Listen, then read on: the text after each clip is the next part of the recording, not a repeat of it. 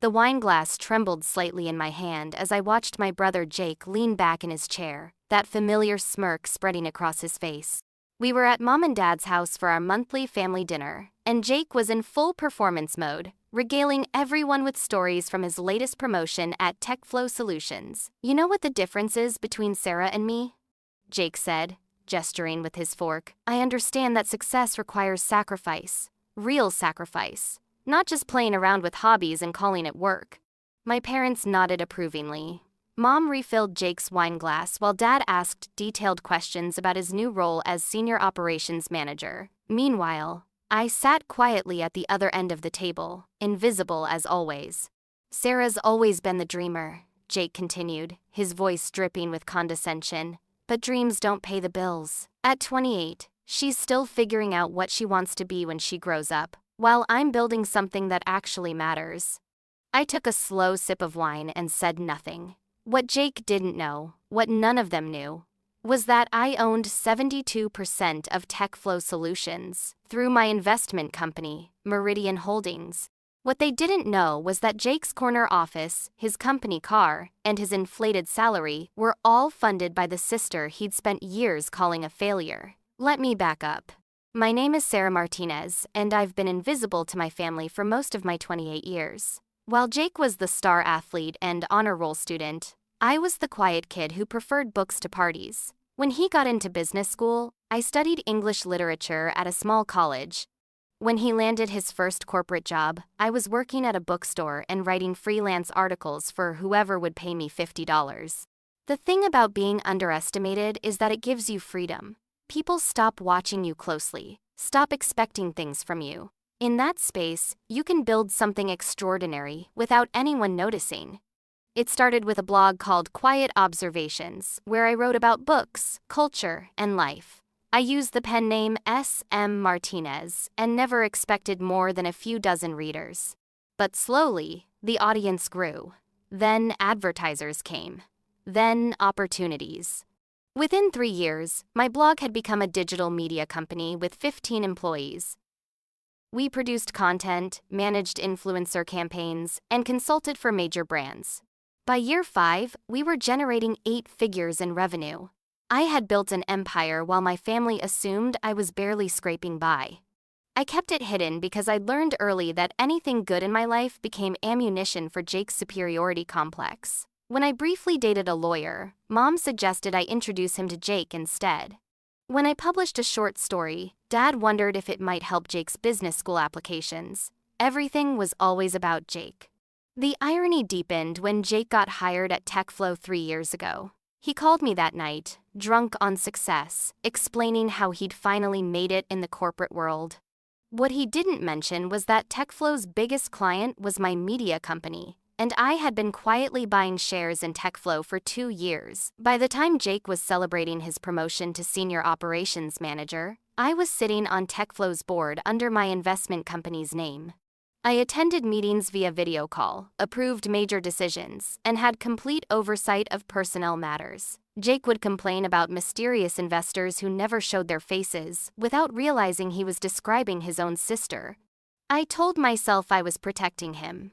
Jake wasn't particularly good at his job. His performance reviews were mediocre at best, but I made sure he was never in any real danger. I approved his raises, signed off on his promotions, and watched him build his ego on a foundation I had constructed. But protection has its limits. The problem with Sarah, Jake continued at dinner, clearly enjoying his audience, is that she's never learned the value of hard work. She thinks she can just drift through life writing her little articles and somehow everything will work out. Mom nodded sympathetically. We've tried to help her understand that she needs more stability, more direction. Exactly, Jake said. I mean, I'm managing a team of 12 people, overseeing million-dollar projects. That's real responsibility. That's what success looks like. Dad raised his glass. We're proud of you, son. You've really made something of yourself. I set down my wine glass carefully. What if I told you my little articles generated more revenue last year than Jake makes in 5 years? The table went quiet. Jake's fork stopped halfway to his mouth. Sarah, Mom said gently. Honey, we know you're trying, but what? I interrupted. You think I'm lying? Jake laughed, but it sounded forced. Come on, Sarah. We all know you're doing fine with your blog, but let's not get carried away with fantasies. I pulled out my phone and opened my banking app. I turned the screen toward them, showing the balance in my primary business account. 7 figures, clearly visible. The silence stretched for what felt like hours. That can't be real, Mom whispered. It's real, and it's just one account. Jake was staring at the phone screen like it might burst into flames. How is that possible? I took another sip of wine, savoring the moment I'd fantasized about for years. Remember TechFlow Solutions, Jake? The company you're so proud to work for? What about it? I own it. Jake's face went through a series of expressions: confusion, disbelief, and finally something that looked like terror. That's impossible. Is it? When was the last time you were seriously disciplined at work? When was the last time you faced real consequences for missing a deadline? When was the last time you had to actually compete for a promotion? The color drained from Jake's face. Every raise you've gotten, every promotion you've celebrated, every moment of job security you've enjoyed, it's because I made sure you had those things. You're lying. I stood up, gathering my purse. Meridian Holdings, Jake. That's the investment firm that owns controlling interest in TechFlow. That's me. I looked around the table at my family's shocked faces. Thank you for dinner. It's been illuminating. I walked to the door, then paused. Oh, and Jake, you might want to update your resume. Tomorrow's going to be an interesting day. The next morning, I called TechFlow's CEO, Amanda Price. We'd worked together for 3 years, and she knew exactly who was behind Meridian Holdings. Sarah, Amanda said, I have a feeling I know why you're calling. It's time, Amanda. I want a full performance review on my desk by end of day, and I want termination paperwork ready by tomorrow morning. Are you sure? I know he's family, but I'm sure. Jake's performance has been subpar for months. If he were any other employee, he would have been managed out already. What changed your mind? I looked out my office window at the city below.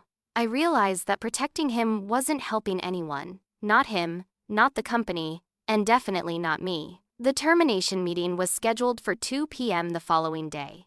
I didn't attend in person, but I watched through the security feed as Amanda explained that Jake's position was being eliminated due to restructuring. She offered him a generous severance package and positive references.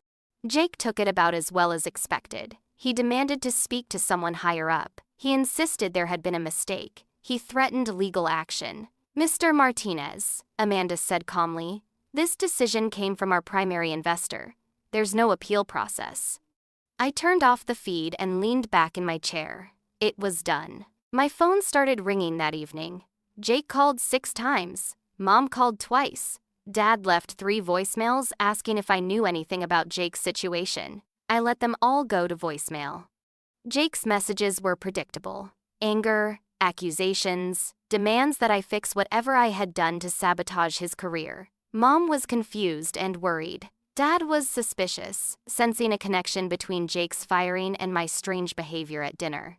By the end of the week, the calls had stopped. I heard through family friends that Jake was telling everyone he'd quit to pursue better opportunities. Some stories never change.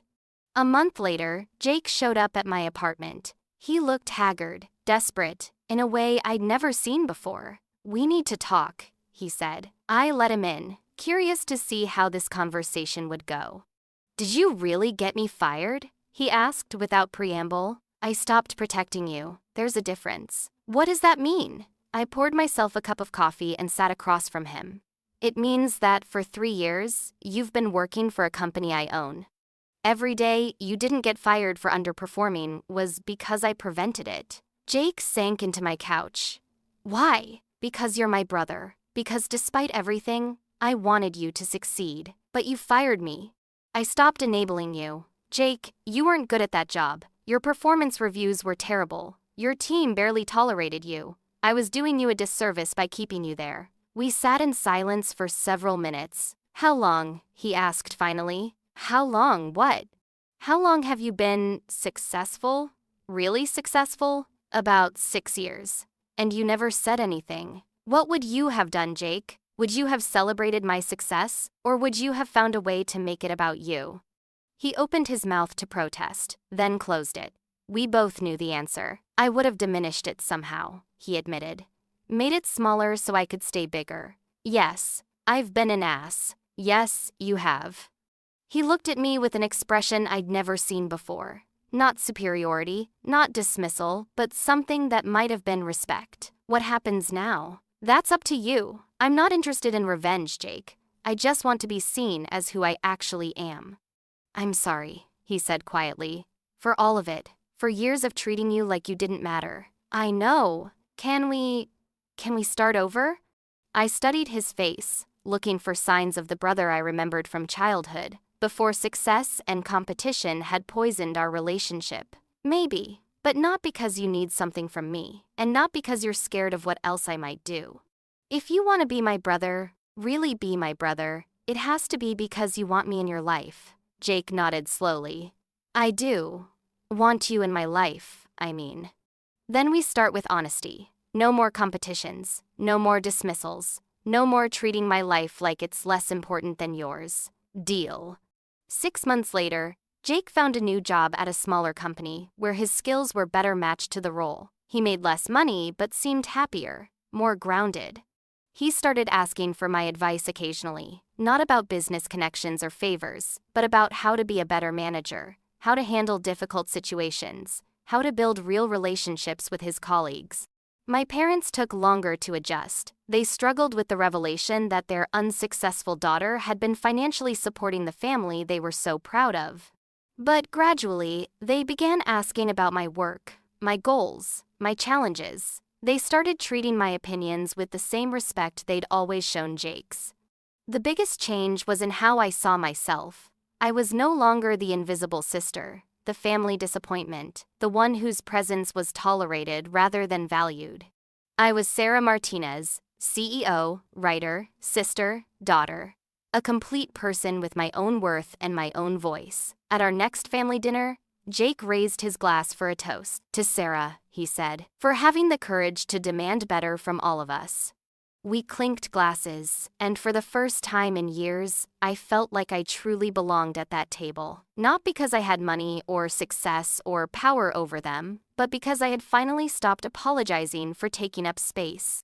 Later that night, I sat on my balcony with a glass of wine, thinking about the strange journey that had brought me here. The years of invisible success, the moment of revelation, the painful process of rebuilding relationships from scratch.